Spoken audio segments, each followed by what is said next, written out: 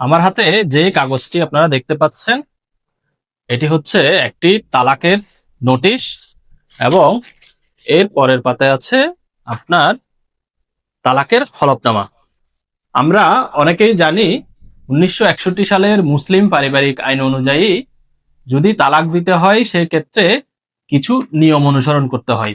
সেটি হচ্ছে আপনি যখন তালাক দিবেন তখন আপনাকে এই আইন অনুযায়ী একটি তালাকের নোটিশ দিতে হবে এবং আমরা সচরাচর একটা হলফনামা সহ এই তালাকের নোটিশটা প্রদান করে থাকি।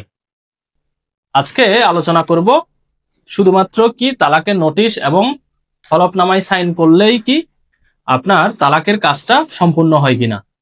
আপনি শুধুমাত্র হলফনামা এবং তালাকের নোটিশে সাইন করলেই আপনার তালাকের কাজ সম্পূর্ণ হবে না। আপনাকে অবশ্যই এই তালাকের নোটিশ এবং হলফনামার একটি কপি, আপনি যদি ইউনিয়নের হন সেই ক্ষেত্রে চেয়ারম্যান মহোদয়কে, এবং যদি পৌরসভা কিংবা সিটি কর্পোরেশনের হন সেই ক্ষেত্রে আপনাকে মেয়র মহোদয় বরাবর এই তালাকের নোটিশ এবং হলফনামার কপি প্রেরণ করতে হবে।